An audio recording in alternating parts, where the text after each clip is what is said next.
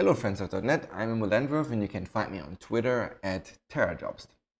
So in today's episode we're going to implement break and continue statements, and this also comes paired with some sort of improvement when we actually render out our bound tree. So today what we do when we output the bound tree is I basically just literally walk the tree and render it as a tree, which was good in the first episodes, but now that we have some sort of more non-trivial constructs, it gets pretty tedious to read, and so I want to basically make it so that you can read them more like individual statements. So it reads a little bit more compact, and makes more sense. This will also set us up for success for the next episode when we're actually going to implement control flow and function returns. But today, break and continue, and some interesting output. All right, so before we go into too many details, so first of all, for some reason my monitor again did not connect. So hopefully my chat messages will appear on my second monitor. Otherwise, bad things will happen. So let me just quickly go to our site here.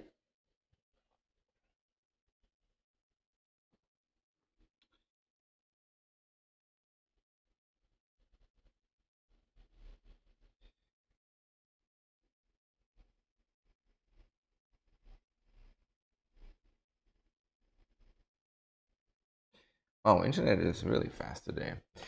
Oh my goodness, I got 5 pull requests. I was not prepared for that many.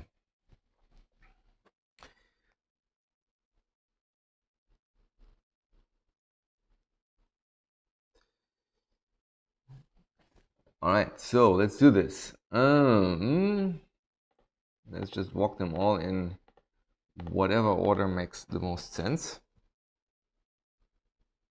And that's quite a stretch, I guess. Added optimizer rewriter. This is probably a very bad idea. I can already see Eric Lippert's disappointment face when I put this awfully premature optimization. Doing the optimizations before lowering was easier for me to understand. Added an optimizer rewriter that is run before a lowerer in order to remove branches that can be prematurely discarded. That is pretty awesome. Let me actually see what he did. All right, so we have an optimizer.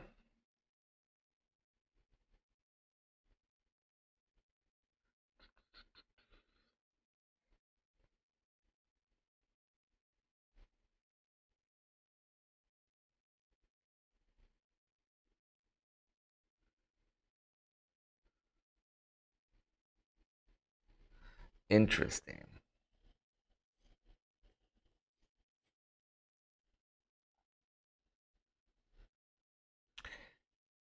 So this warrants, I think, a little bit more thought on our end on whether we want to do that. So who wrote this? Let me just scroll back up.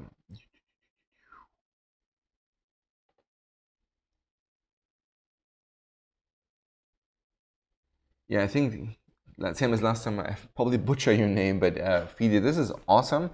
I just need to think a little bit more how this will fit in. Like, basically, one of the challenges that I have is that I add a few more constructs over the next episodes, and I really need to think about when I merge this, what will happen with my future plans? Like, can I actually do them, or do I now set myself up for massive disappointment when I try to get these two things together?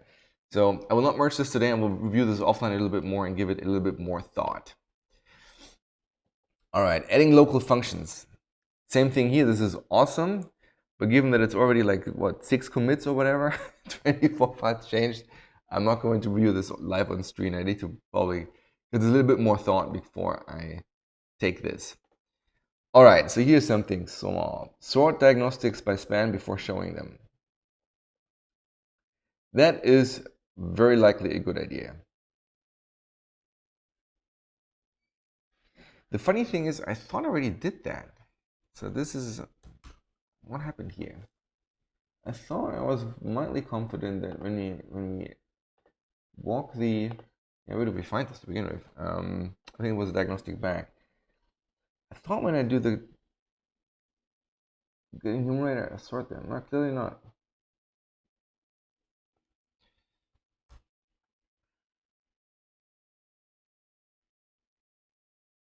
All right.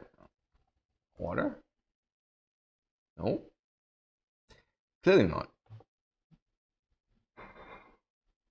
Never mind then. Never mind.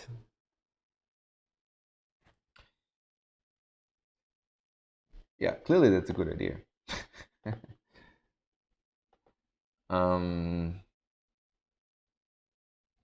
This is awesome.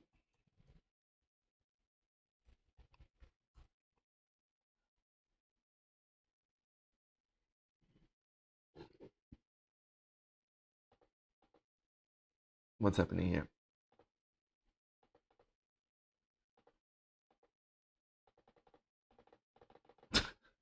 GitHub, are you okay? What's happening? Why can I not approve this PR? This should be... Never mind then. In that case, how about we just do this?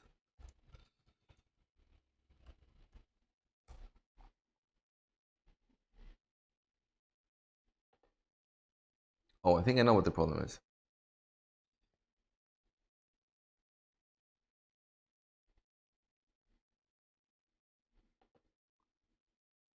Looks like my internet is not particularly fast today.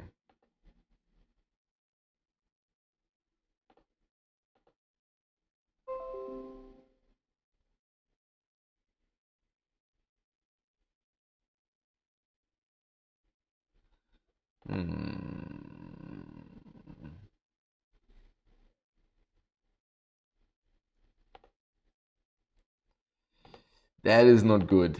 What's happening here? For some reason, it looks like my machine is struggling.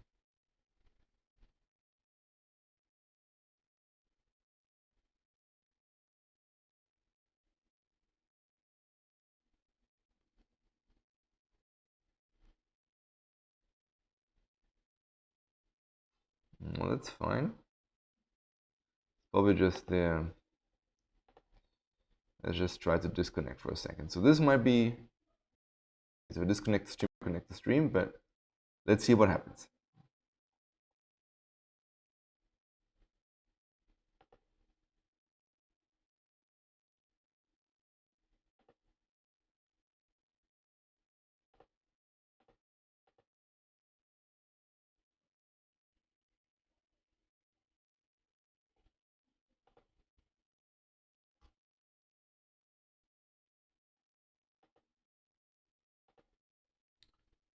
And one comment I think is enough.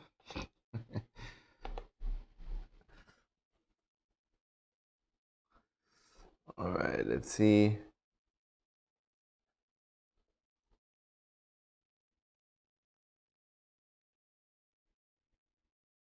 Okay, it says it's streaming. We will find out soon. Well, looks like I'm back up again. All right, let's see how this goes. One similar comment. Yes, let's delete this comment. So folks in chat, can you just give me a thumbs up if you can see me? That would be amazing. So I have some more confidence that I'm actually going anywhere with this video. All right, I think I can merge this one here.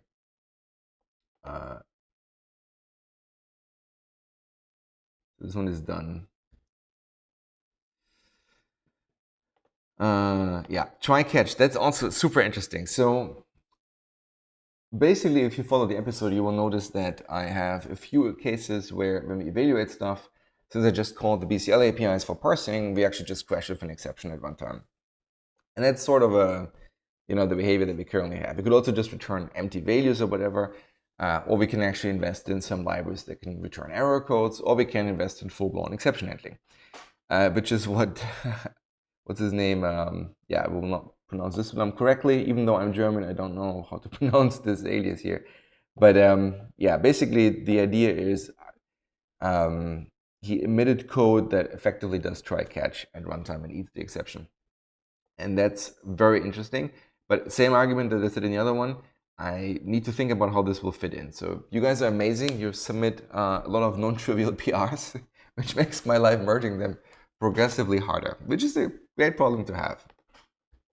but it requires some thinking.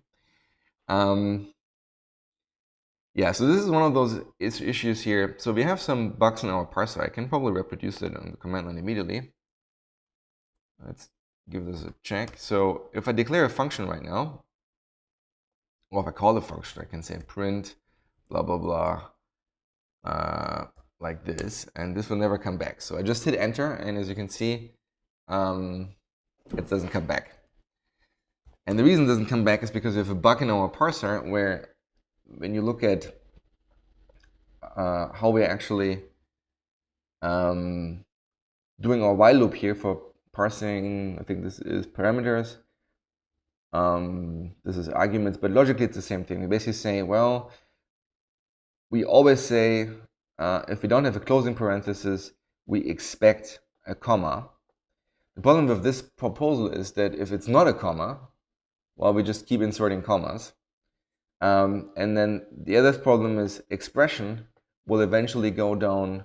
If I don't find anything that looks like an expression, I expect the name expression, which basically just does match identifier.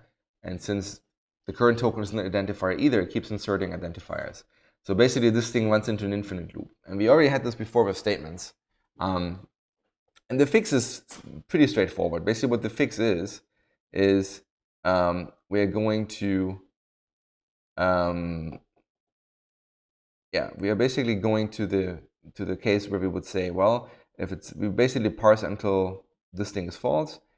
We have a closing parenthesis or an end of file token. And then we basically say parse parameter. If the current token is a comma token, we eat it. And we say parse the next parameter. Otherwise, we go out of this thing. And it's basically the right behavior because this guy basically doesn't actually check for the closing parenthesis, it's the caller. So the caller, so basically if we don't find a closing parenthesis, it just means this guy stops passing arguments. And then the caller effectively will report an error for, yep, this is an equal sign, but I expected an expression, and that's it. So same behavior. So this looks great.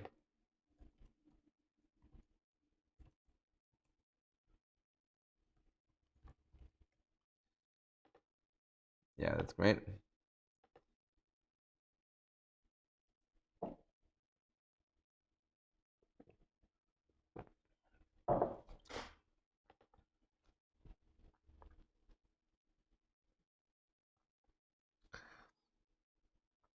Great, I'm streaming at 2 frames a second.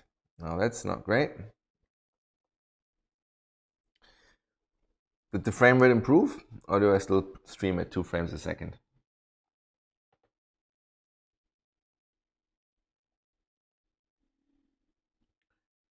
Great. All right, so might be my local internet. Not sure why that would be, but anyway, so we merged a bunch of stuff. So what's now left is fairly chunky items, an optimizer, local functions, and a try-catch statement. You know, I'm feeling this is going really well. This is going really well.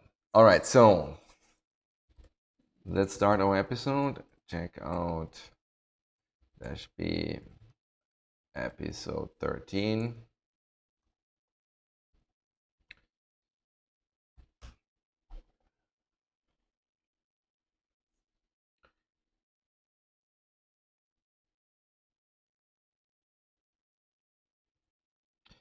All right.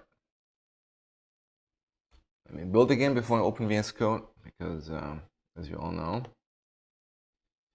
every time I didn't do that, bad things would happen.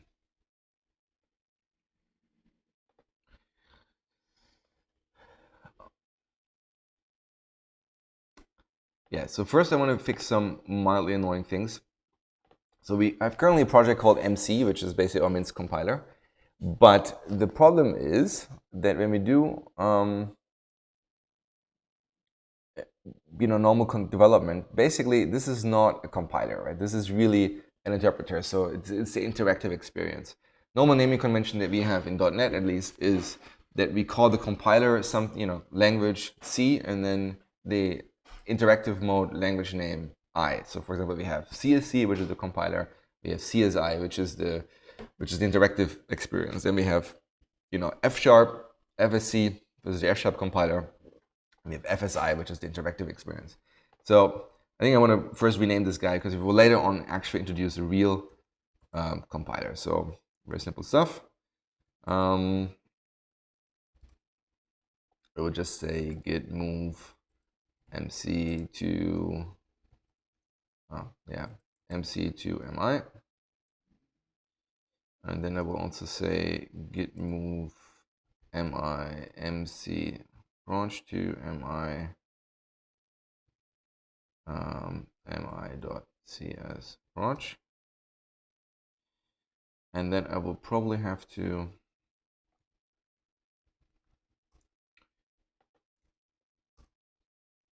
there's a few cases where we have this. So this would be MI, this would be MI,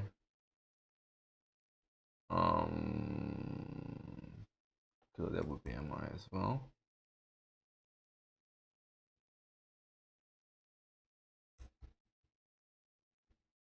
And then this guy would also be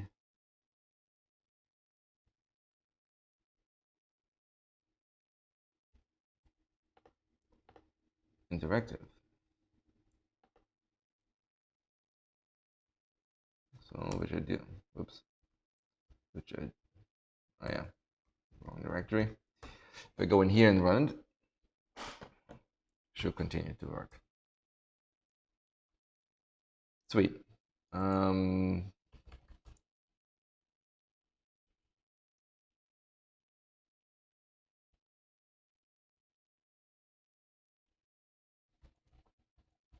Let me say rename MC to MI.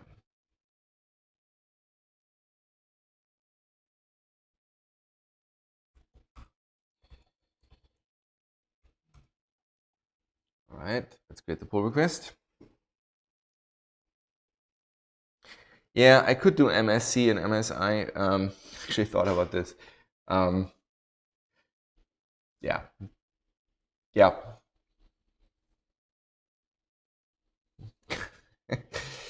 MSI has some prior art. All right, so here's my PR. Let's create this guy. Let's call this episode 13, break and continue.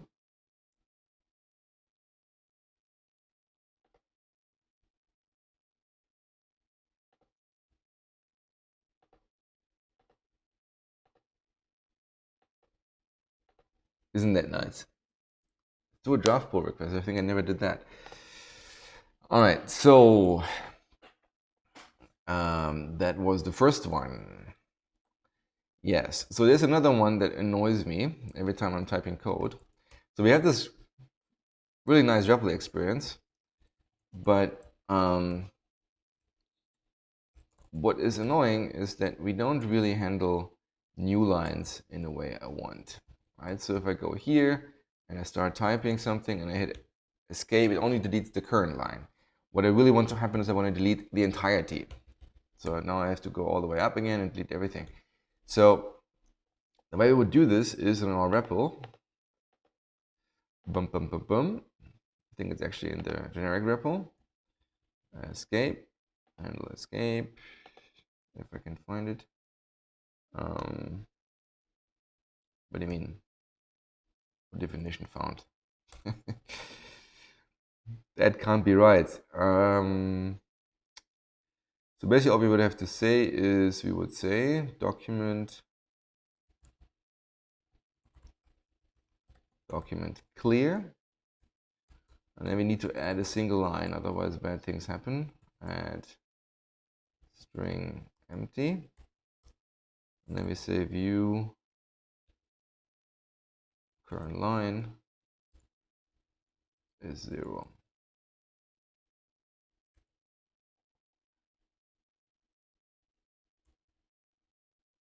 I think this fixes that already. Let's try. Okay, that's really not helping.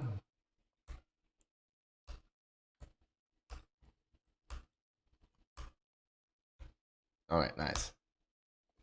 All right.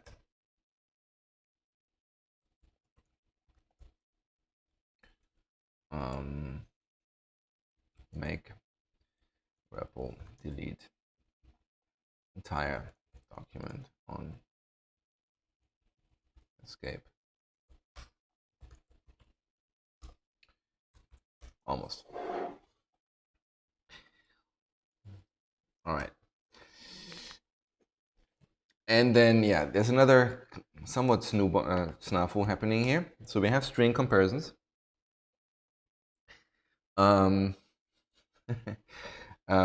So let's say I have a string here, and I have another string here.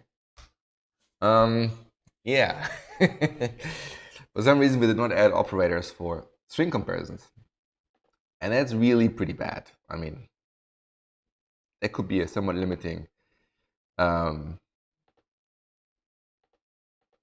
experience. So, where are our strings? Do we have any tests for strings? Oh, I've been a naughty, naughty boy. All right, so let's do some string tests here. Test is test.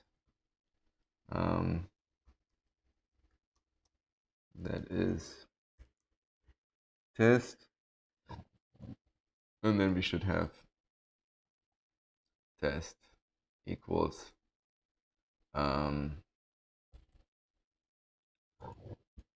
that should be true.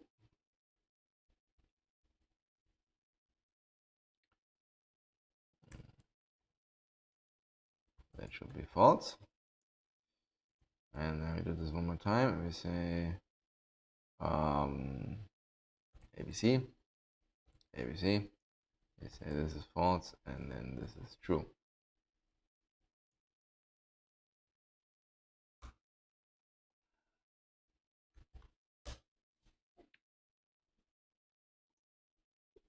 Actually, what am I doing?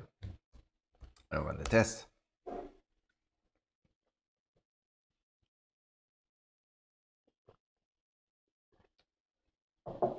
All right, so this is kind of what we expected. How many tests failed, by the way? 4. Okay, that's good. Binding bound binary operator. I think the only thing we have to do here is add type symbol bool, because these are returning, and then this would be equals equals, right? And this would be, what is it, bang equals, and this would be equals, and this would be non-equals.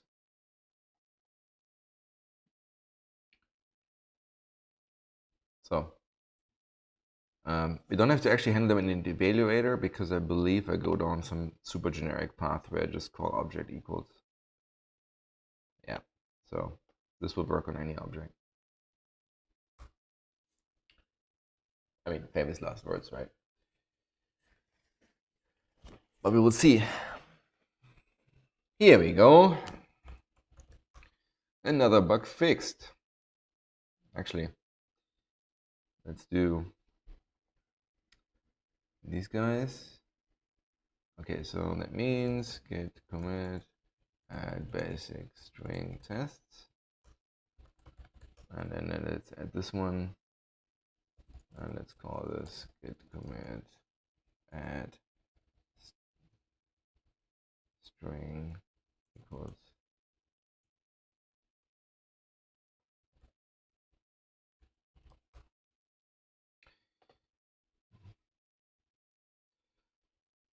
Here we go. All right, so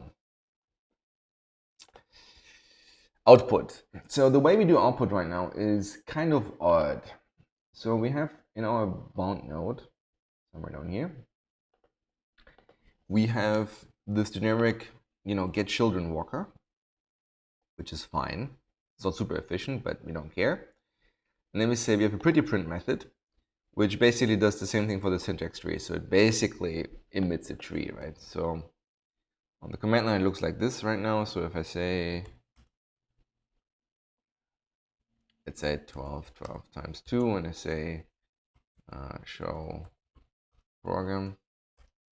It looks like this, right? So that's kind of okay, but as soon as we have like, some more interesting constructs around, like, var result equals 0 for I 1 to 10, result is result plus I, result. That becomes very quickly a little bit unwieldy. So it looks pretty, but it's not quite compact. So let's first fix that. The other thing is that is kind of annoying is we have all these interleaved is console things in here, which also doesn't necessarily help. So how about this? How about we create a new folder for our stuff here? Let's call this IO.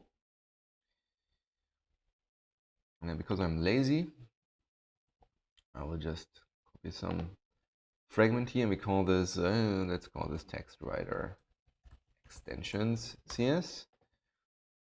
And boom boom. Yeah, of course that's not. Yeah, that's I'm fighting. All right, so this would be Minsk code analysis IO, I guess. Yeah, that's dumb. Move this maybe out.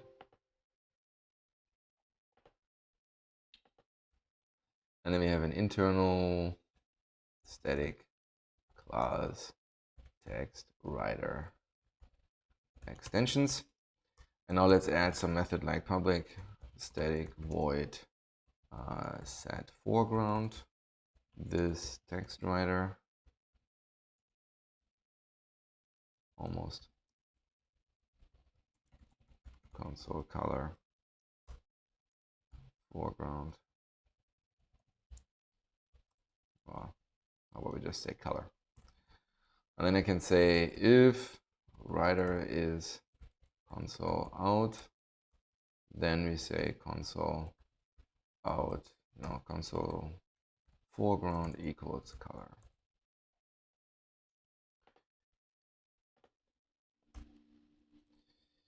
And then how about we do the same thing here? We say, what is it? Reset color.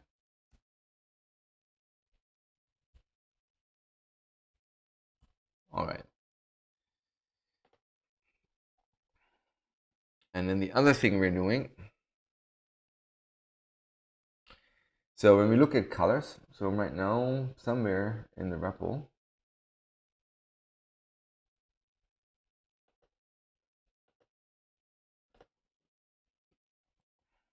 we have these guys here. So how about we just have some generic stuff here? So instead of me doing something like this, maybe we do public static void write keyword string text, and then we say set foreground blue, and then we say write text reset color.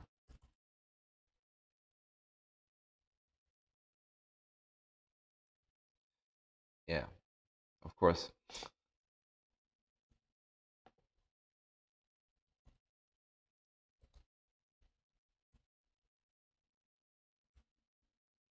More like this, right? And we do the same thing for identifier, number, and string. So this would be identifier. This would be number. This would be string. All right, so identifier is dark yellow, number is cyan, string is magenta, and then we have one more, which we call write punctuation, and this would be dark gray.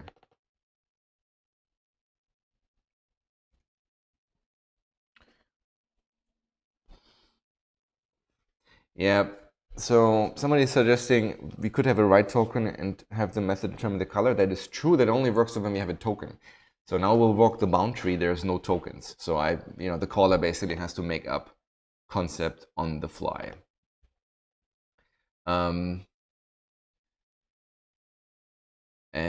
Actually, I'm not planning on reusing this logic from here, but I probably should too. But that is for another PR. So the other thing I want to do now, so now I have this. Where is our bound node again? So I will create this other thing here, which we call internal, I guess, static class bound node printer, and we have public static void write to for a bound node and a text writer.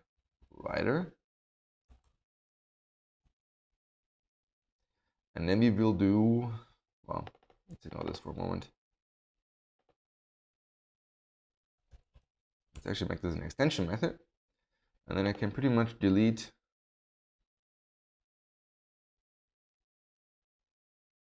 all of this.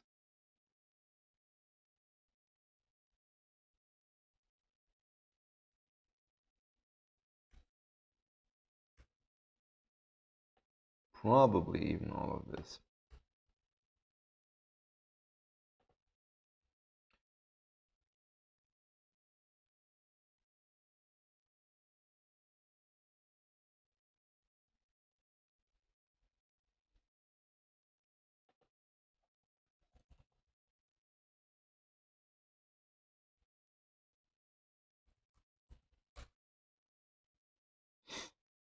Okay, it builds, but it will probably not do much anymore.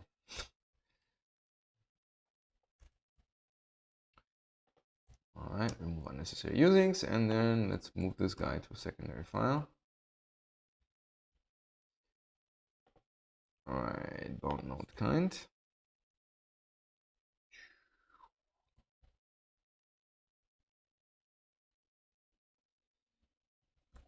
Switch node kind.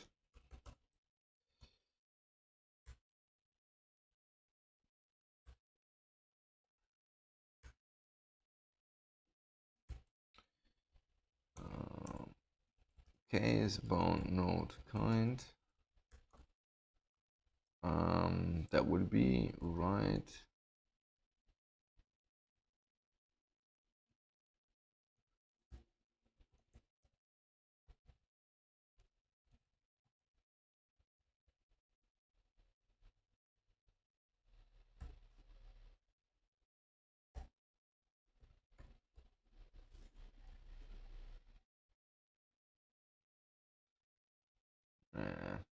Almost. Almost.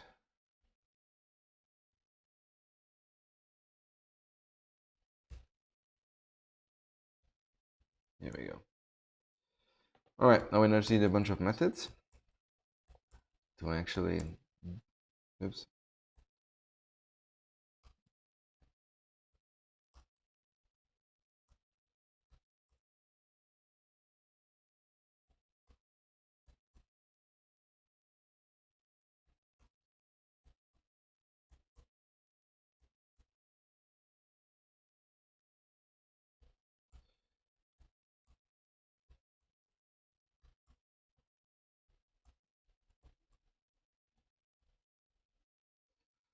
Oh yeah, and the one thing that I screwed up is, okay, so let's do another one here.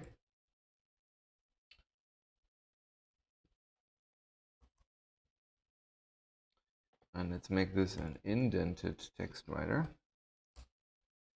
And then we just say, so if writer is indented text writer, then we say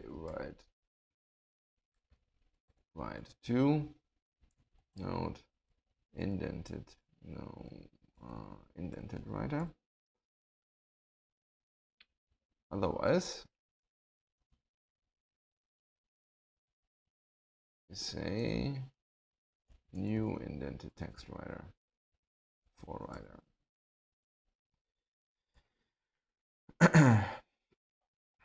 And then we probably also need to change our, where is this guy? This guy.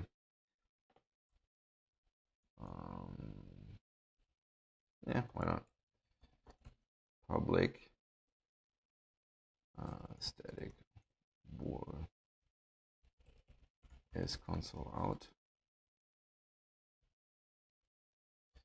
And we can say if writer equals console out, return true. Otherwise, if writer is indented text writer IW and IW what is that, writer? Inner writer is console out, and then we say return true. Otherwise, we say return false.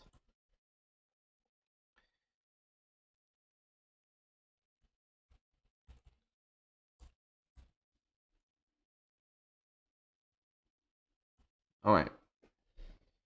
And then, of course, because I called all of those guys,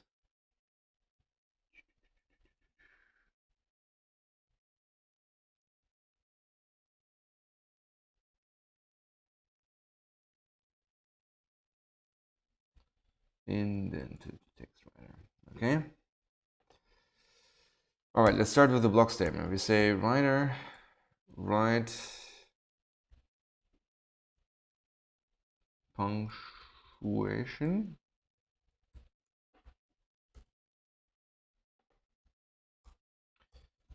writer write line. I would say writer indent plus plus.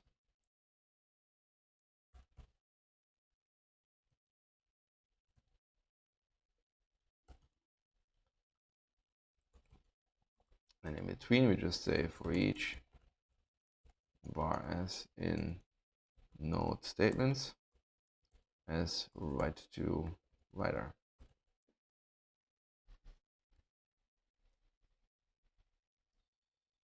Seems reasonable. Variable declaration, we would say writer write keyword. We would say node variable is read only. Then we say let. Otherwise, we say var. And we would say writer write identifier for node variable name. Then we say writer write with the punctuation. And then we would say node initializer write to writer. And then we would say writer write line.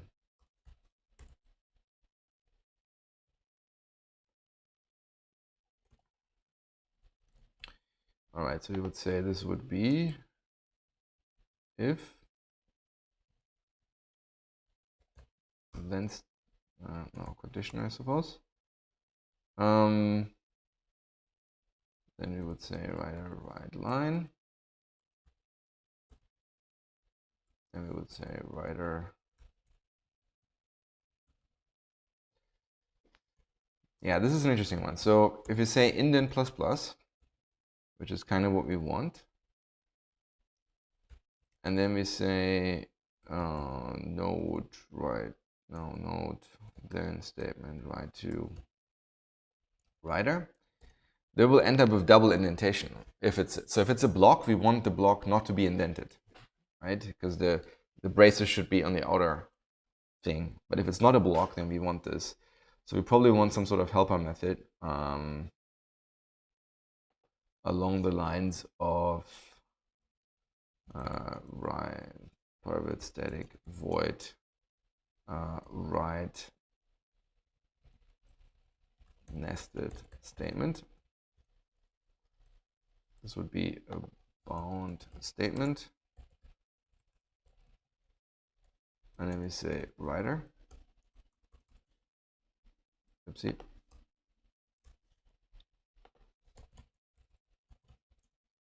This always should be an extension method as well. And this would be as follows. If node is bound block statement, block, then we just say block write to,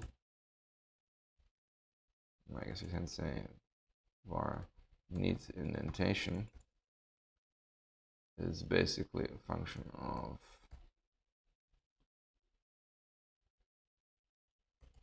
if it's not a block. And then we would say node write to writer. Yeah. And then we say if needs indentation, then we say writer indent plus plus.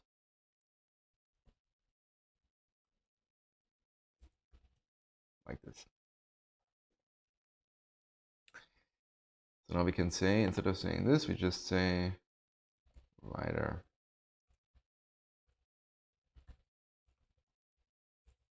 write nested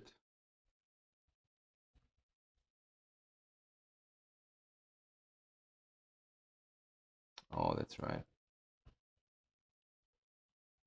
wrong direction.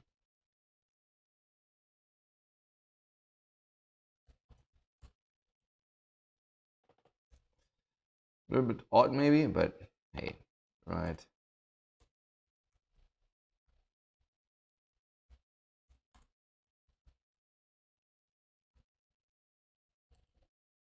Right, nested statement for node then statement.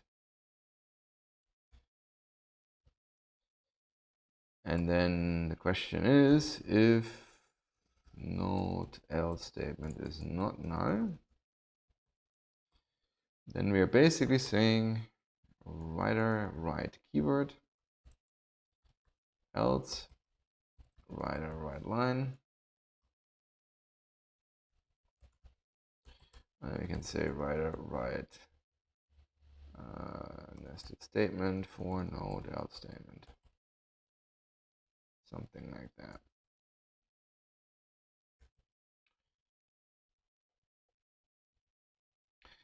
Okay, while statements.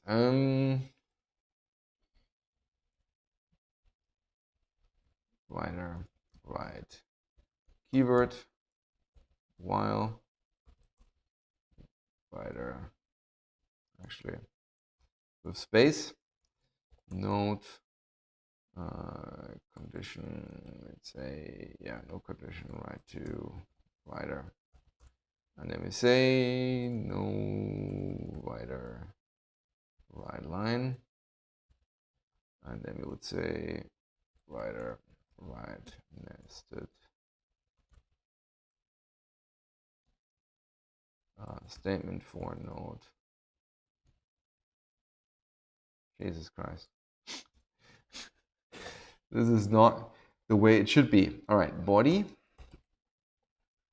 All right. Do while is quite similar. Except we would start with do, then the nested statement, and then while.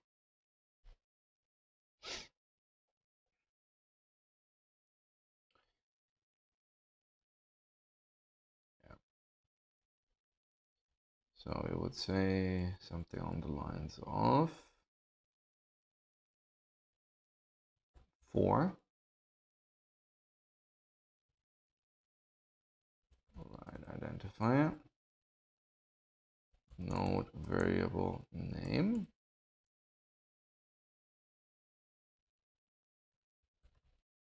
write punctuation equals lower bound to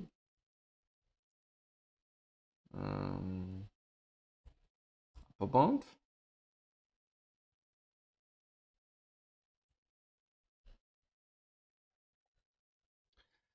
Okay, write label statement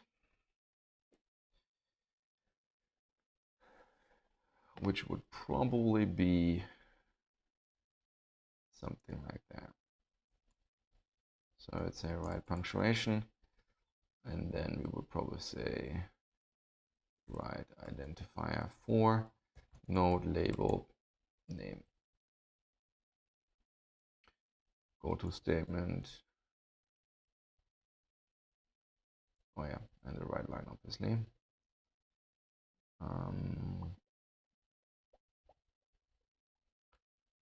That would be go to. Conditional go to. Okay, go to this.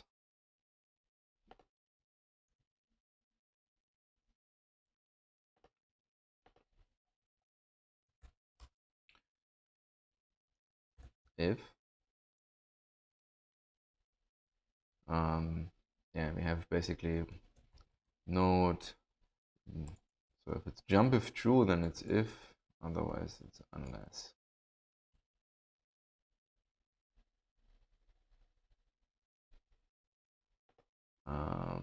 Expression statement is basically the same thing, except we say node expression and then a write line. This one we say node write writer write keyword.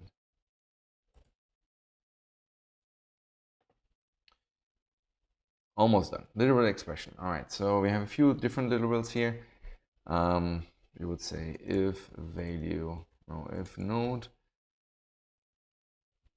type is type of, no, not anymore. If it's type symbol bool,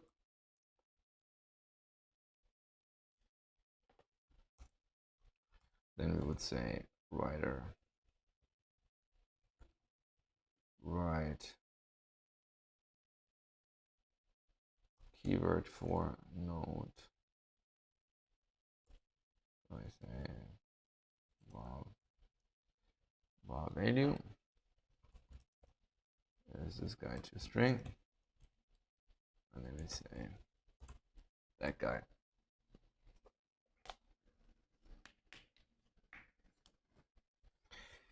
All right. So what else do we have? There's a few more, I think. Int and string, right? So int is simple. Say this guy number. Well, in fact, we can probably do this. All right.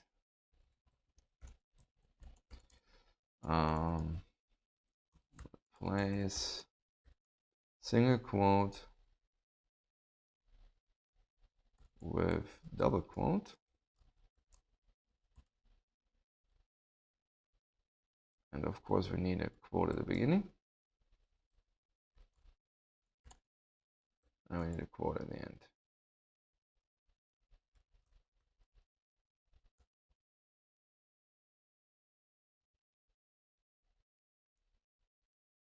And we would say this is write string.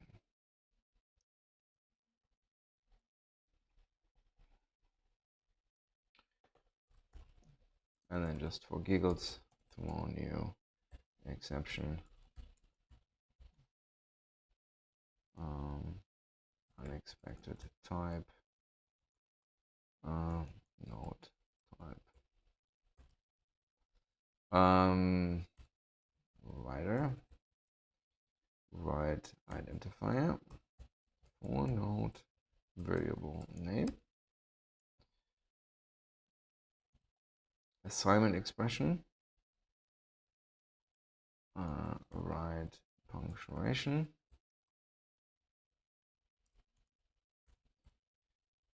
And writer write. No, this node expression write to writer. Yeah, unary is a bit interesting, so we need to think about how we want to do those, let's first write the naive version. That would be writer, write, punctuation clearly is syntax facts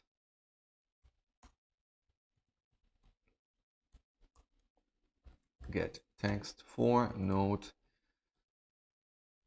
op syntax kind. And then we can say node operand write to writer.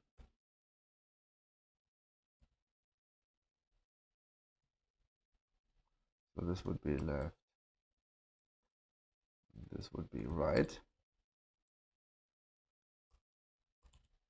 And then call expression would just be writer write identifier for node function name. And then we would say writer write punctuation for open brace, close brace, and then we say the typical var is first equals equals true for each var argument in node arguments. If is first is false. Otherwise we say writer write punctuation, and then we say argument write to writer.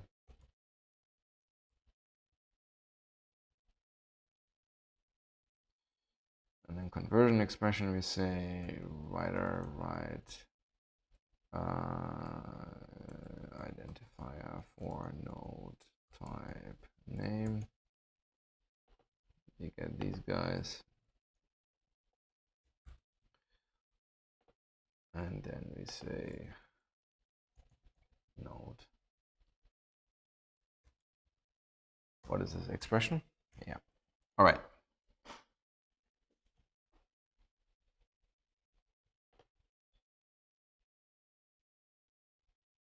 So far, so good. Now let's see what ends up happening.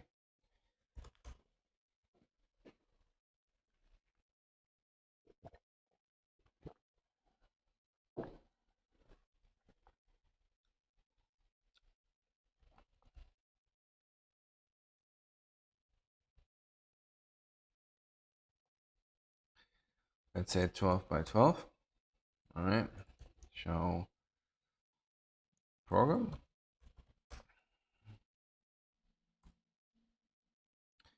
All right.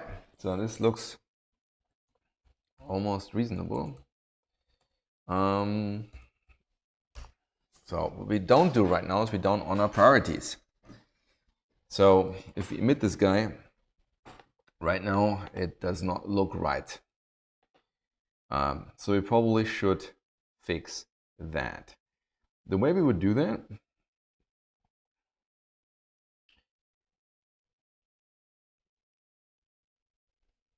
is like this. So let's say var precedence is syntax facts get binary operator precedence for the syntax kind.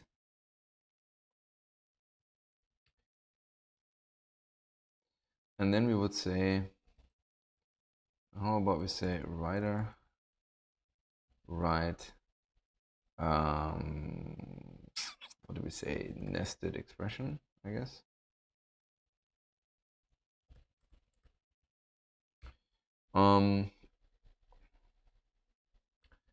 For the precedence we have, and then the actual operand.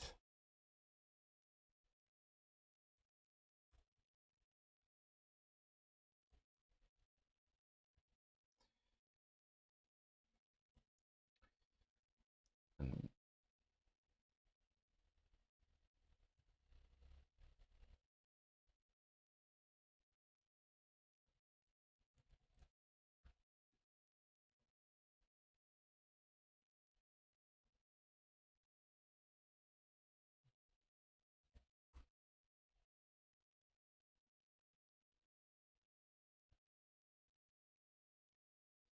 Yeah, of course this is get unary, otherwise bad things will happen.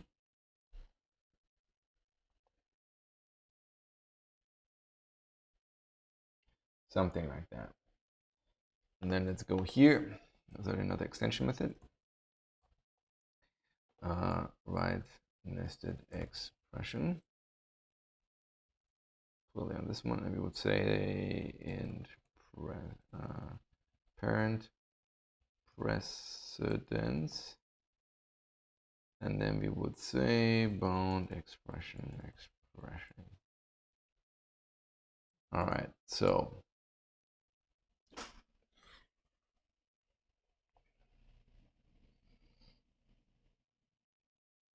yeah, so if expression is bound unary expression, then we would say write nested expression for parent precedence and get syntax facts, get unary precedence for unary op syntax kind, and then we can just say unary.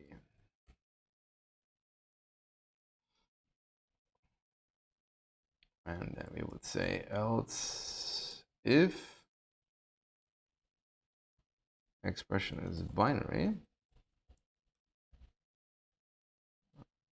bound binary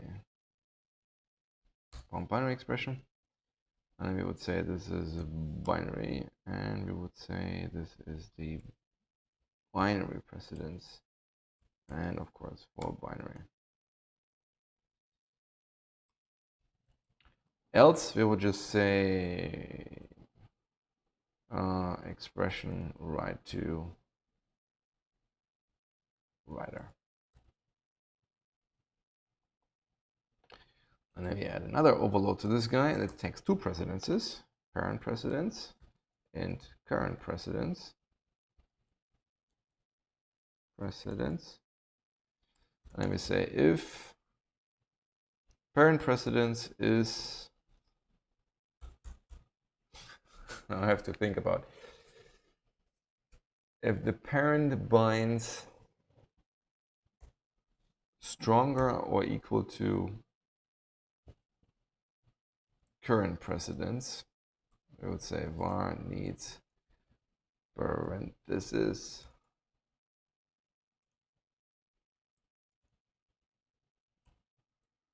precedence, right?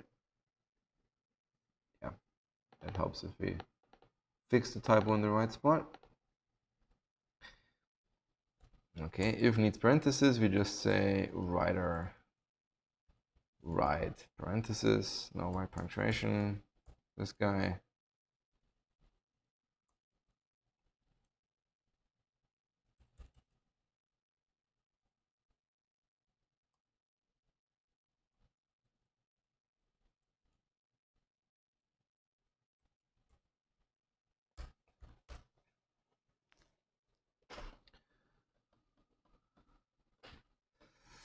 All right, so we say 1 plus 2 times 3.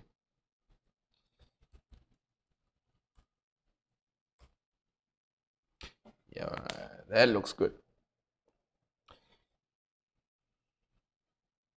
And I guess we do the same thing here. We would say 3 times 1 plus 2. Yes. Nice. So this is nice. Now the only thing is, I think for readability, I want writer write.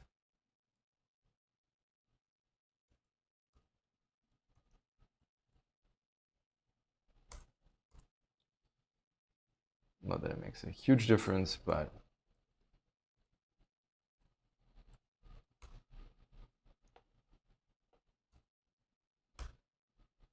hey, this is almost readable. Now when we actually write a real program, so let's try this. So we say var result is 0, and then we say for I 1 to 10, result is result plus 1, and then we say actually plus I. Now we get this output here.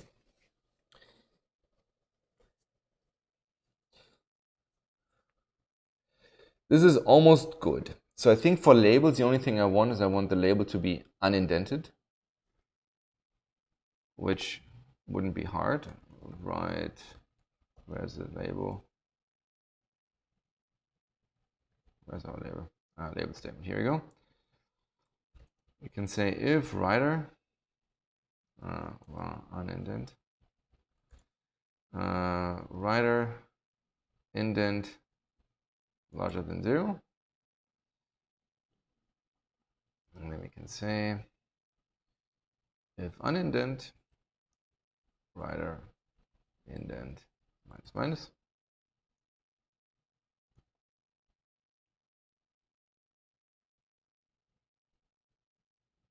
Plus plus. And I think, honestly, I think here I go with punctuation because labels are not that important. Let's just copy this guy to the clipboard.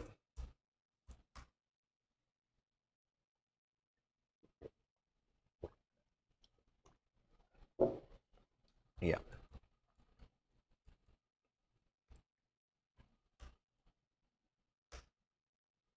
Nice. Nice, nice, nice, nice, nice.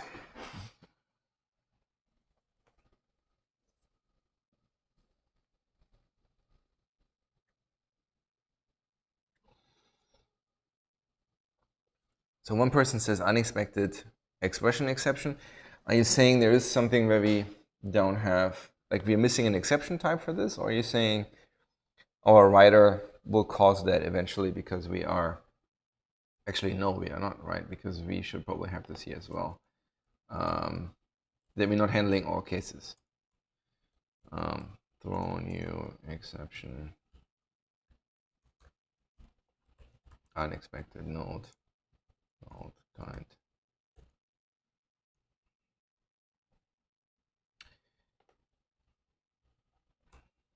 All right, so yeah, get children seems useful. It is, but we can always bring it back if we need it. That's what version control is for. And let's say git commit add pretty printing to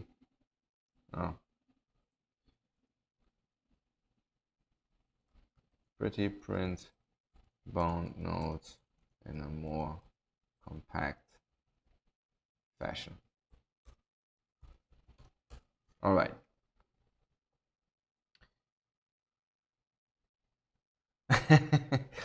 Okay, so the exception one is just, it's hard to pronounce. That is true. That is totally true.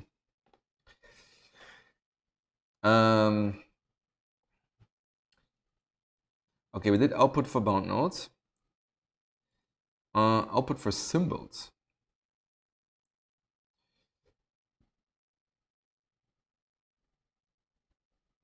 Interesting. I don't know why I care about symbols. Maybe this will become apparent when we're going ahead. All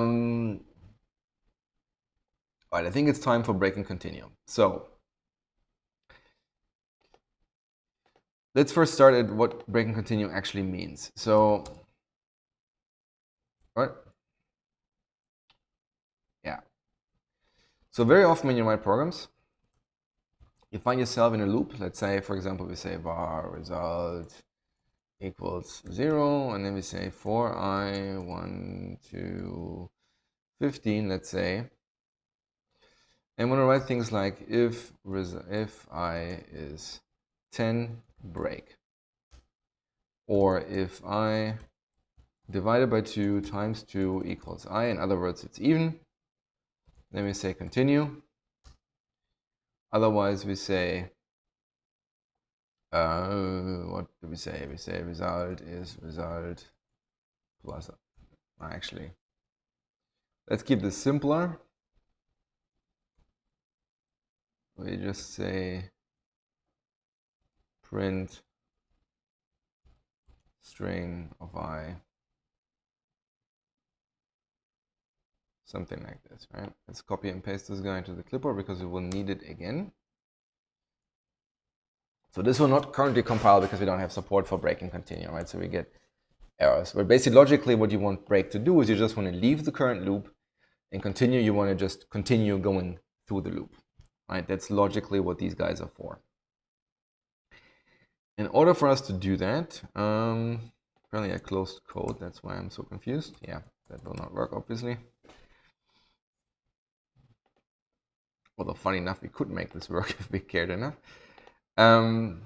So if we go to I get to go to the parser, syntax facts.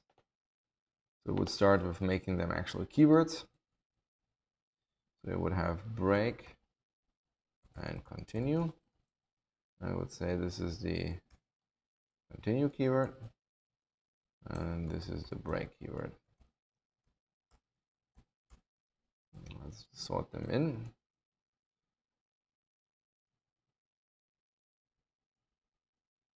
Is it break? Yeah, that's break, that's continue. And then, of course, on the other side, we need to do the same thing. Where are the keywords? Here are the keywords. So I would say this is break, this is continue, continue. Dum dum. Break, continue. All right. Keywords are supported now. Now we just need to go to the parser and parse them. This is expressions. This is statements. We would say break keyword. You would say pause break statement.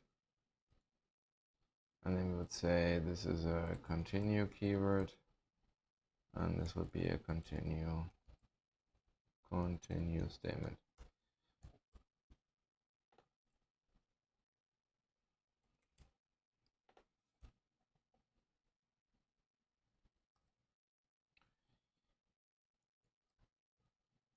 And I would just say var keyword equals match token, synkind break keyword, return new break statement, syntax for keyword.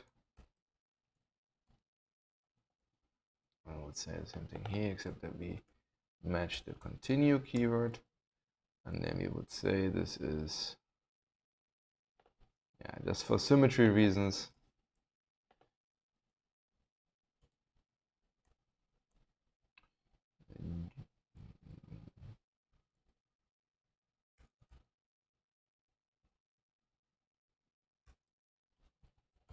I don't know what I was thinking, but sometimes it's hard. Surprisingly, that's close, but not quite. And then we would say, of course, this is syntax kind. What do we say? Break. No, this is clearly the continue case. Continue statement.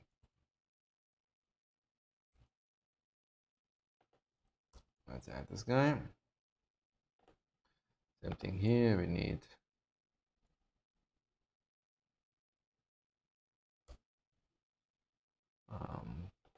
don't want to do that.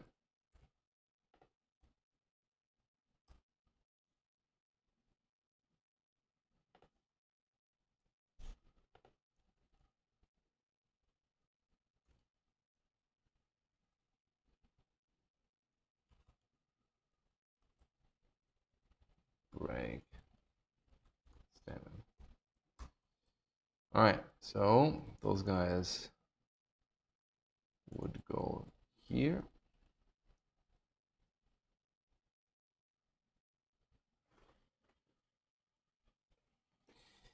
which now leaves me in the binder.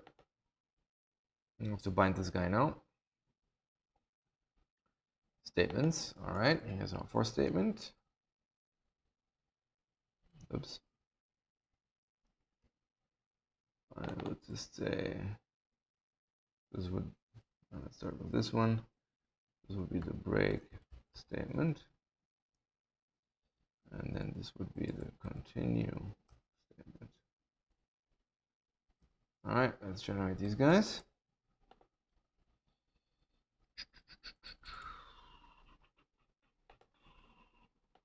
For statement.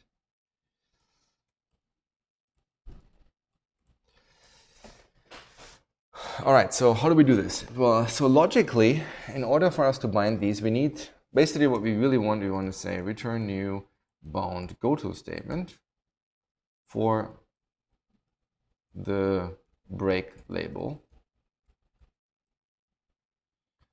And then of course we need the same thing here for the continue label. So the question is, where do these guys come from? And so one way we can do this, we can say, well, basically as we are binding down the tree, we can keep track of the stack of current loops, if you will. So we could say we have a private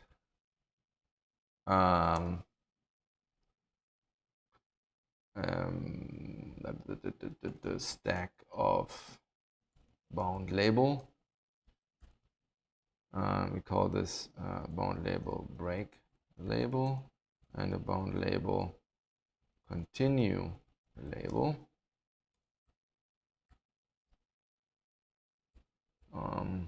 We call this loop stack, right? And so as we're binding loops, we just have to effectively generate the corresponding labels.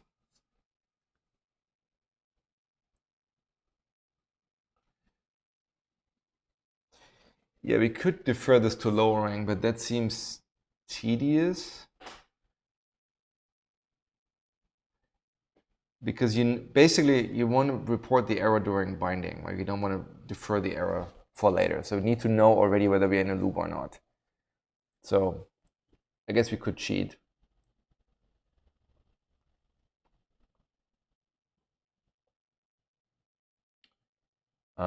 So where's our bind while statement? So basically what we would have to say is, we would say, well,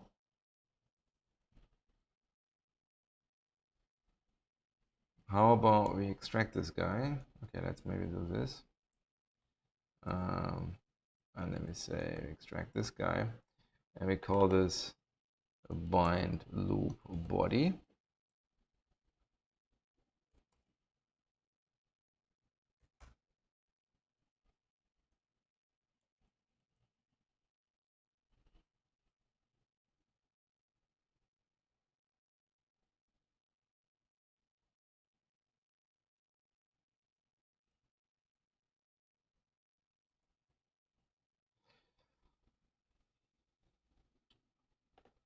Right, we call this bind loop body. And then let's be inline this guy. And then logically,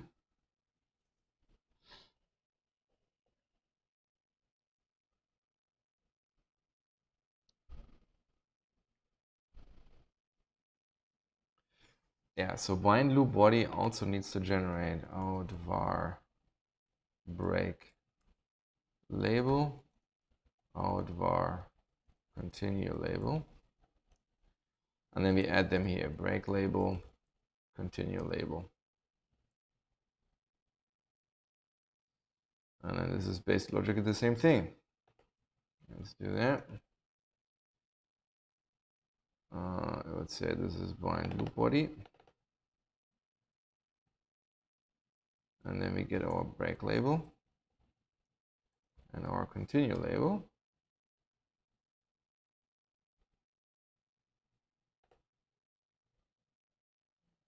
Okay, bind loop statement.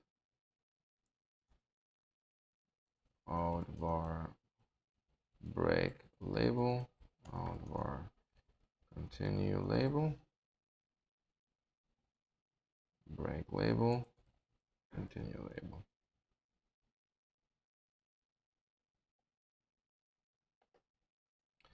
All right. Outbound label, break label, outbound label, continue label, and then we basically just say var break label is new bound label break, var, I need to declare them obviously, and then we say continue label, that will be new bound label continue, and then we say loop stack push break label continue label, and we say var body, or bound body, I guess, bound body equals this one, and then we say loop stack pop, and then we say return bound body.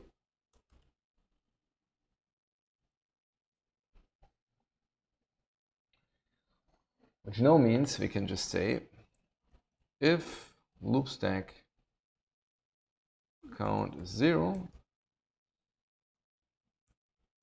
then we would say return or diagnostics report break continue is invalid.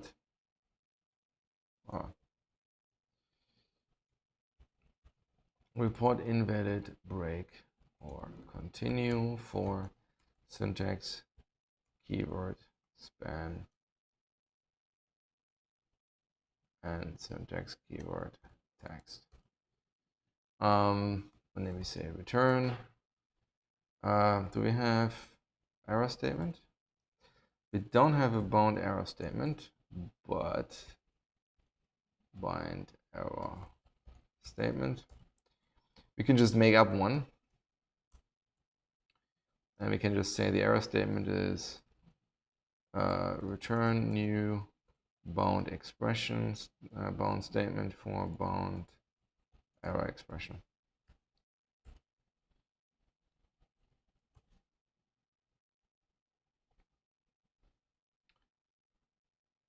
Actually, we have bind statement.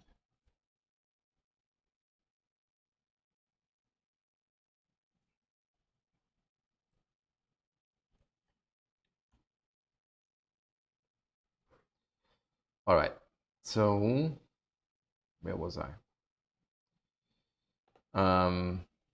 Yes. And then we do the same here.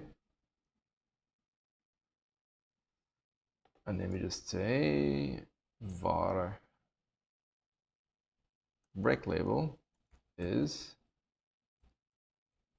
loop stack peak continue label, break label in my case, and then this continue label would be the continue label.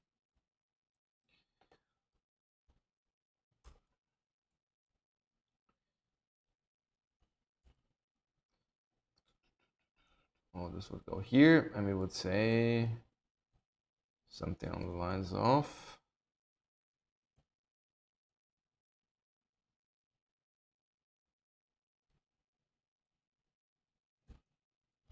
the keyword text is only valid inside loops, or can only be used inside of loops, something like that.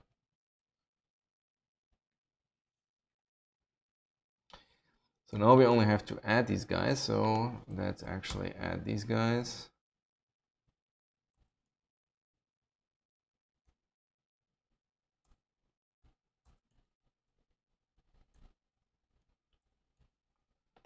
So let's see what ended up happening. So we have a break label now. Yeah, so let's actually introduce this guy. So let's say we have an internal abstract class bound loop statement. It is a bound statement. And this guy has a protected constructor that basically takes these guys.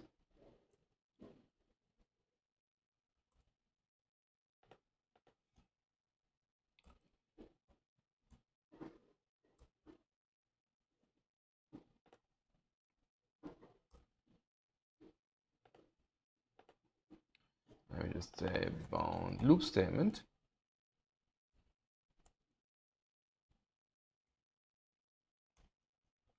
And then we just have to say base break label, continue label.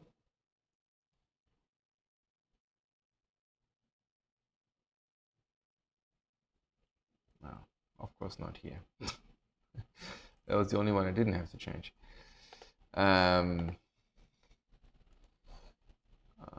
Bound loop statement. And then we say bound loop statement.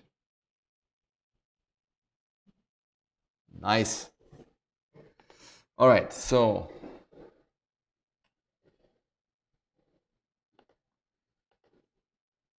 yes, you have to take, actually do we? Oh yeah, we just have to pass this guy on. So this would be node break label, node continue label.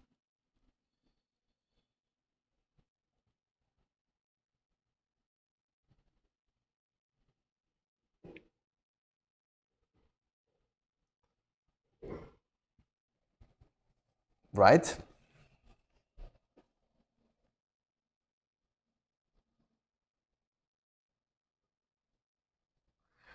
So Mark is asking, can't this break and continue back into the caller function?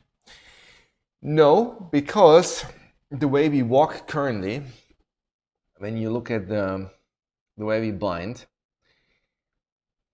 so it's a very good point actually that Mark is pointing out. So the binder does not walk the entire, so we don't have a single instance of the binder for the entire source file. What we do instead is we are basically saying when you bind the global scope, we only bind basically the headers of the functions. And then when we bind the program, then we create one binder per function. So when we actually bind a function, each function is basically bound in its own binder. And that's precisely for things like, we want to share some sort of like stack or something. But more importantly, in larger programs, you probably also want to bind the functions in parallel, because once you have all the headers declared, you can basically parallelize over the functions. So no, our stack only keeps track of basically the loop, the nesting loop statements inside of a function. It does not, walk across the whole program or anything like that. So you can't break into the caller. All right, so now let's actually see where our LoRa is, because in order for this to work,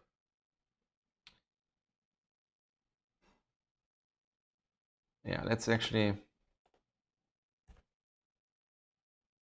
so if statements are while. So let's do while first. So while basically we have our continue label already. The only thing that's missing is our break label. All right, we can just do this. And so instead of doing continue label, we can just say node continue label. And we can inline this guy. And then we just need, what is it called? The break label statement. That would be the break label. And that would go here.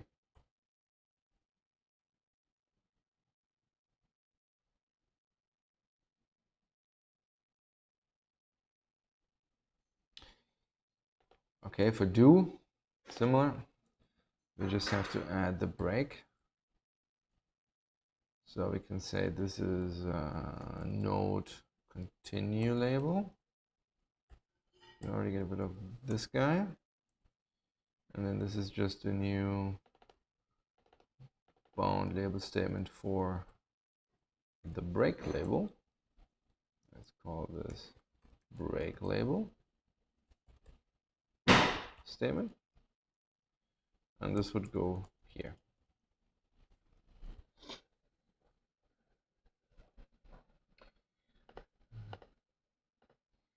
Yeah, and so before we have kind of screwed ourselves a little bit because we're lowering it first into a while and then into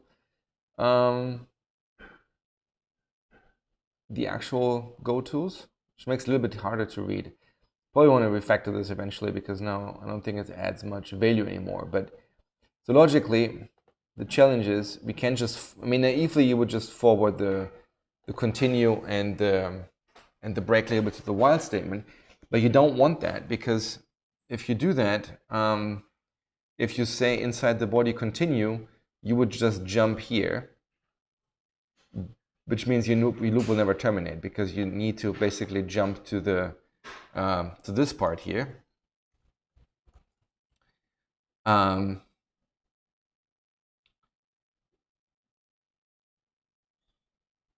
Because that's where your increment is. So the while body, so the increment goes here, so that we basically need to say var, what is that, continue label statement would be new bound label statement for node continue label. And then our while body is body label statement increment. In fact, at this point,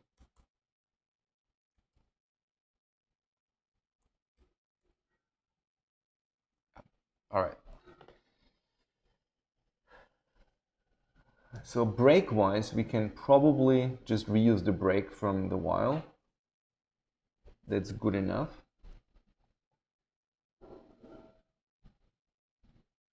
Which basically means we just forward our break label, but we generate a new bound label unused, because nobody can actually use this guy.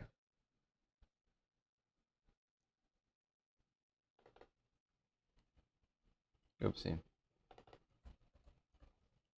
Right, so this one is basically, nobody cares.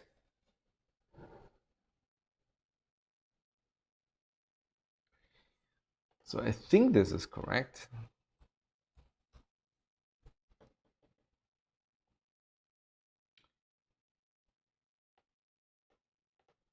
This goes in the category famous last words.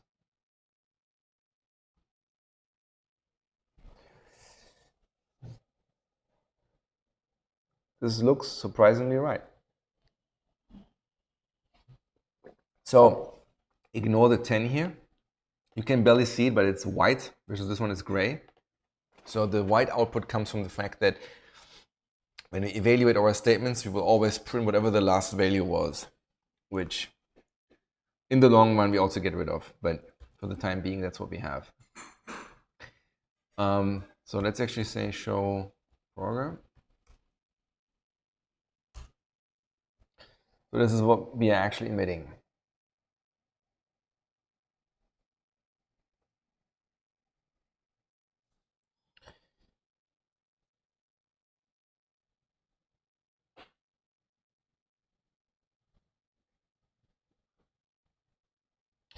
Yeah, so that's actually somewhat harder to read, but basically this is the continue case from the while loop.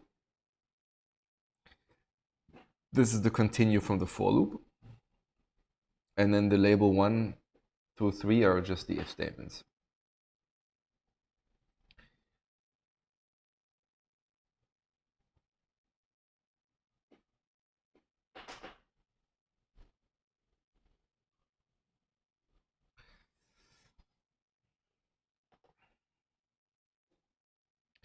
So we can probably write a simpler program. So let's say while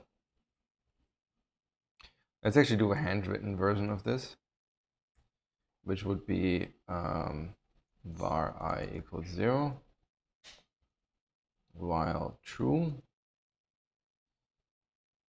I is I plus 1, if I is 10, break, if I divided by 2 times 2 is I, then we say continue. Let's say print, yeah, that's not gonna fly.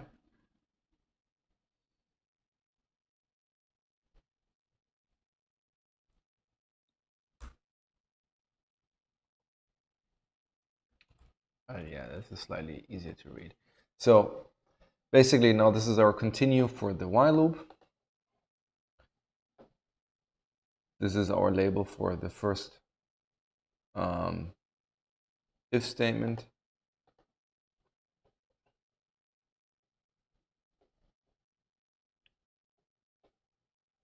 Yeah. So somebody says 2 times continue, shouldn't that be unique? It should be unique, and we can probably make that unique. Actually, that's a good point. So right now what we do, so already we have a label counter and a generate label function that just generates unique labels. Maybe instead of doing this, we just say generate label. And then in the binary, we do the same thing. We just say we need a counter. So let's say this is private int label counter. In fact,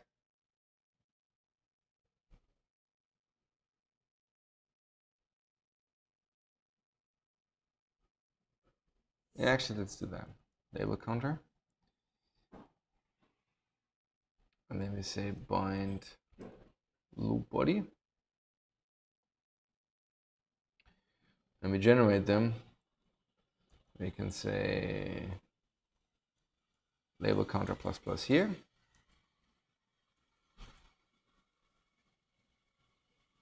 And then we just do something very simple.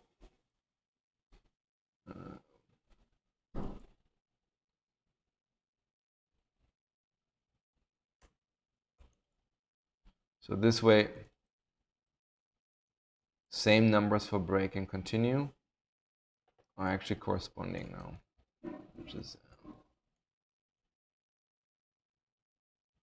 actually nicer what I had.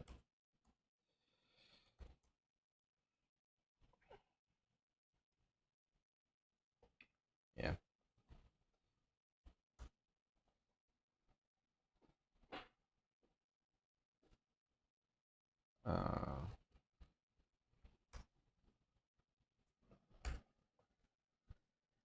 Yeah, so now you have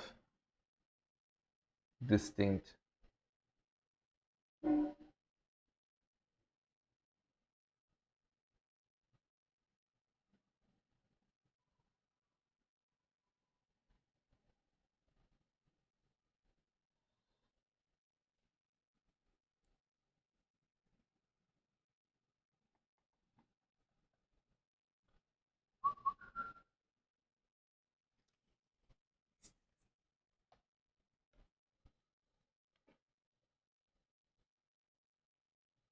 yeah, that should be doing that, but I am a little bit confused with our result. No, what was it? I equals 0 while true, I equals I plus 1, if I equals 10, break, if I divided by 2 times 2 is I, continue, otherwise print string of I.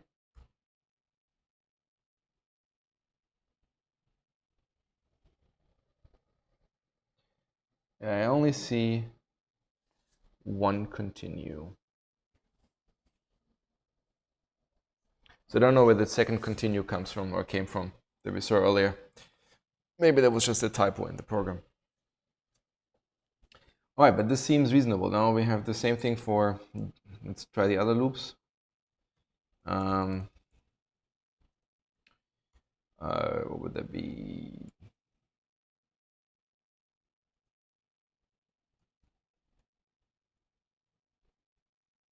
Do if I is 0, no, if I is 10, break. If I divided by 2 equals 2, no, times 2 equals I continue. Oh, I is I plus 1.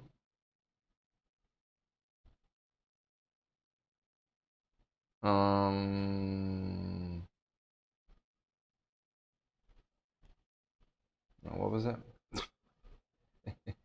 I think I'm really bad at writing do while loops. So this is I equals I plus 1, and then we say while I is less than 15 or 15. Yeah, it doesn't really matter.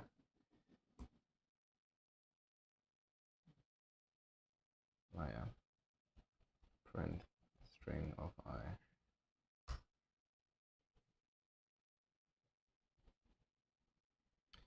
Yeah, seems like we're in infinite loop now.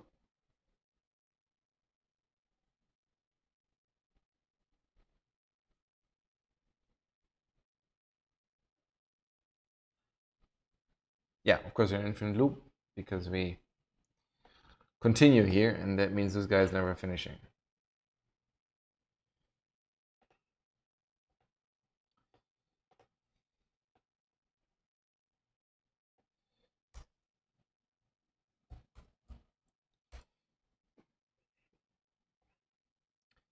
But it at least seems like, no, what am I doing?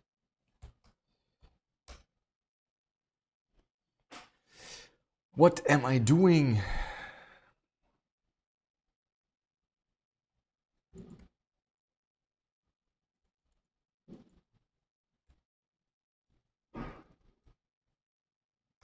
Right, so this works. And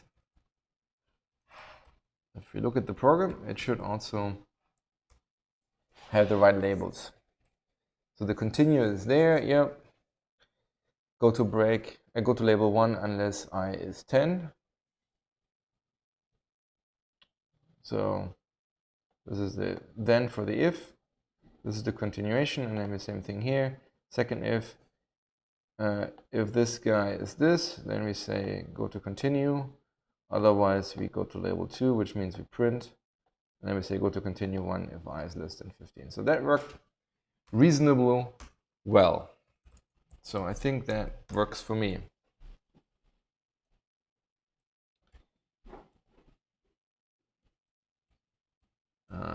Let's see what we got. A whole bunch of stuff, actually.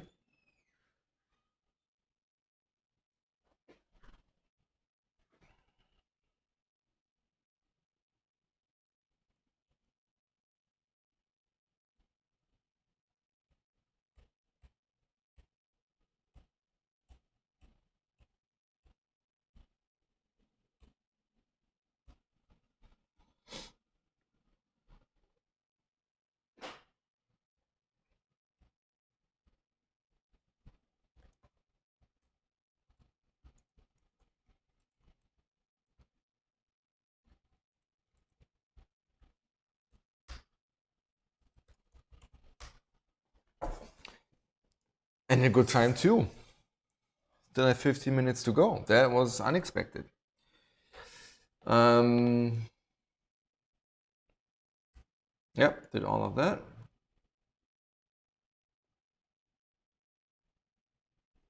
Still don't know why I want to prettify the symbols.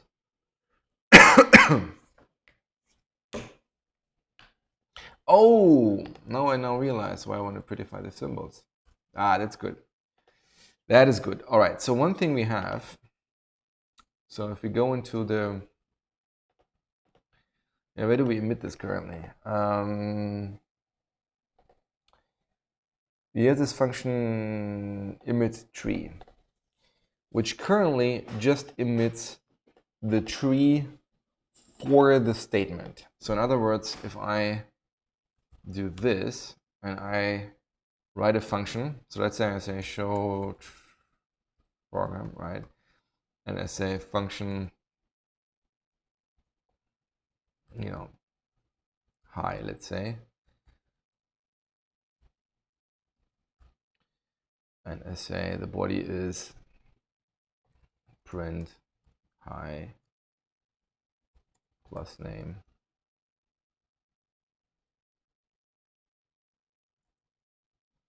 Something like that, right?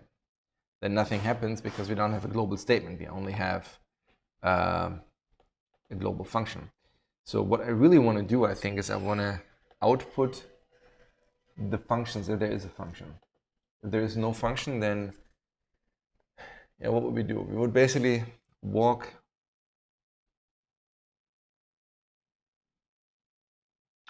all of it, right?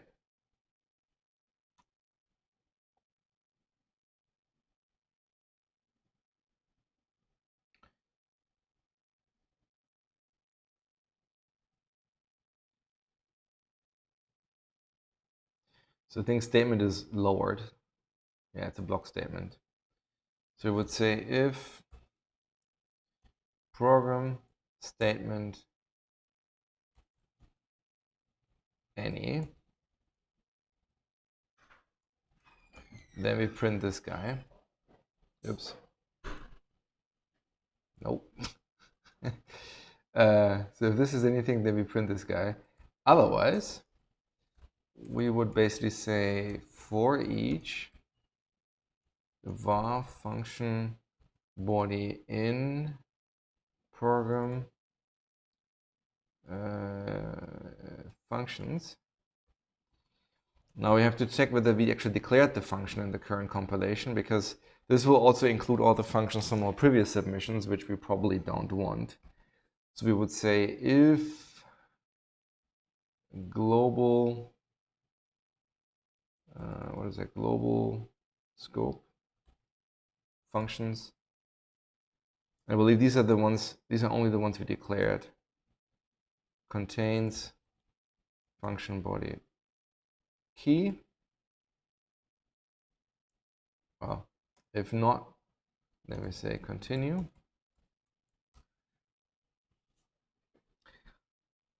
Otherwise, we would say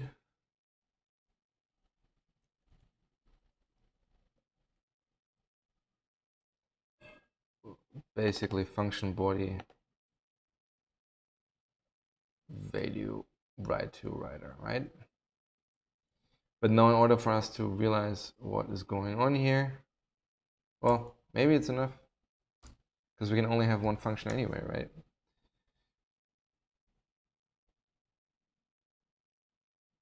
Well, I guess strictly speaking, we can actually have more than one function.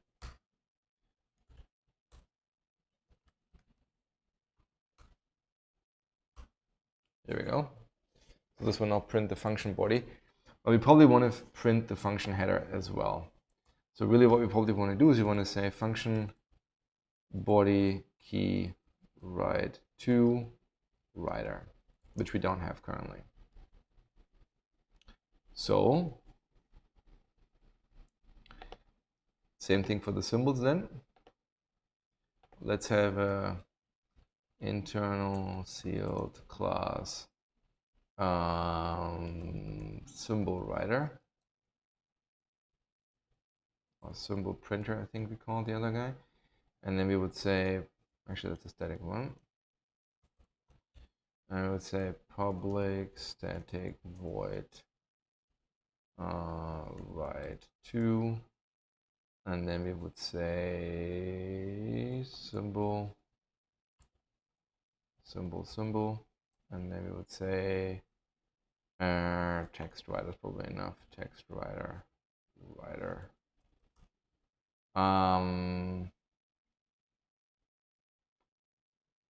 right? And then all I have to do is to say switch symbol kind, which right now we only have these guys. Boom, boom, boom. Let's say case symbol kind right.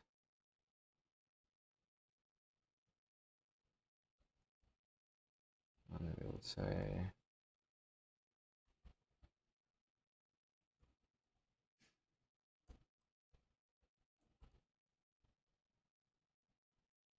and then we can say default throw new exception, no exception, unexpected symbol kind.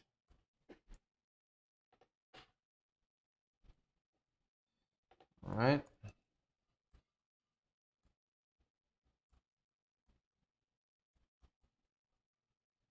And then we can say move this to another type.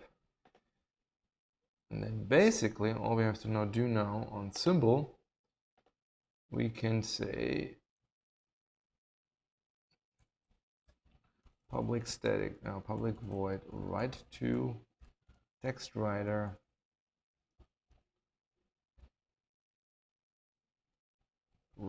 and we would say this is symbol printer write to this writer. And then same thing here, we would say using var new, no, writer, new string writer, write to writer, return writer to string.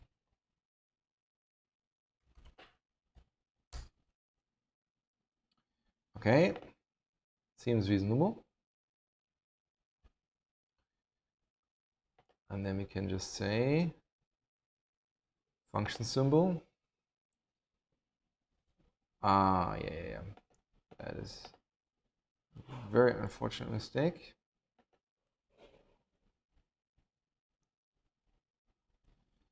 And then of course we have to pass this guy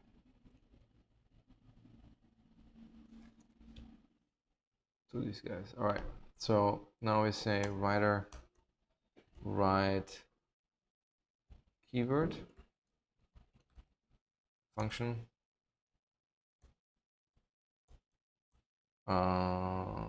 writer write identifier would be symbol dot name, write punctuation,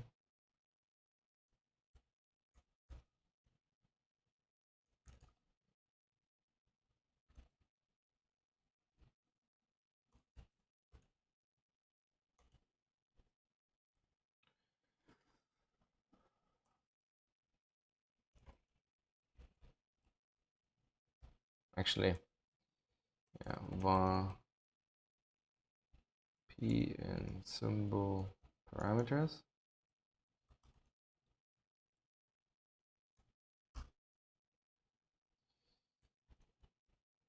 If I larger than 0, write punctuation,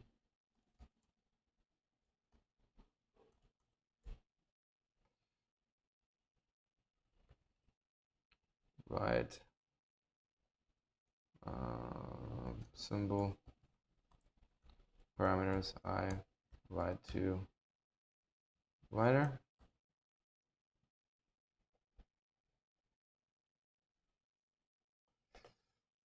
And same thing here, we would say writer write keyword symbol is read only, let otherwise var writer write identifier symbol name, writer write punctuation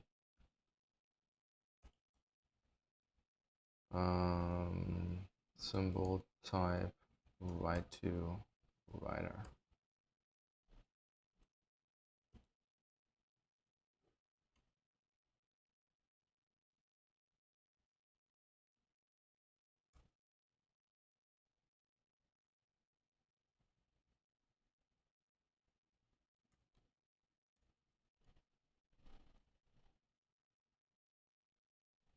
Good enough.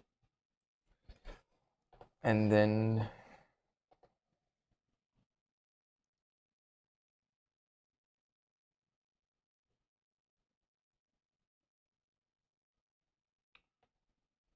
let me copy this.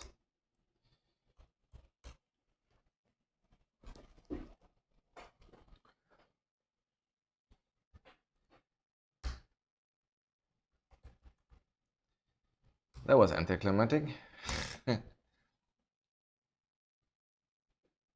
Here we go. I think the only thing that I don't like, if the priority is the same, we probably don't want parentheses.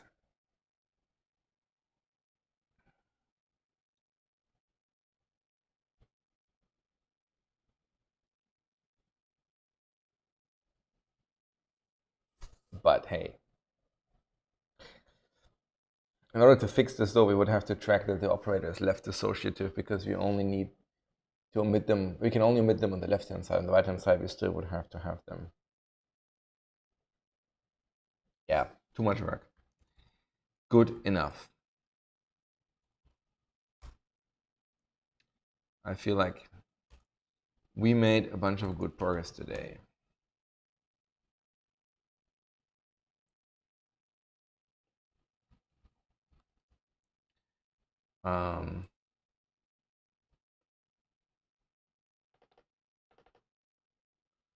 Add pretty printing for symbols.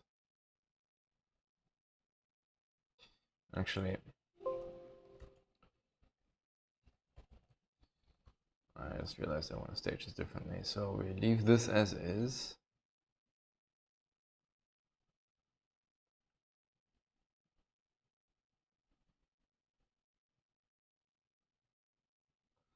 In fact, if we go to our symbols right now, is anybody overriding toString?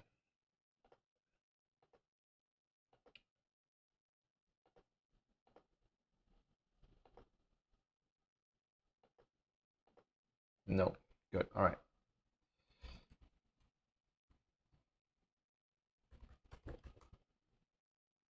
Is that the only one we've left? Yep. All right.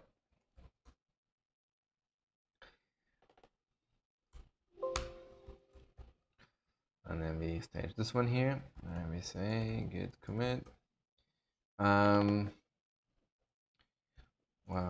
Print all functions when emitting the program.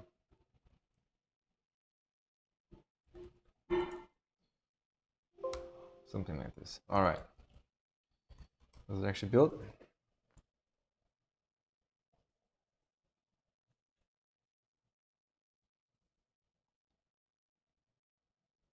It does.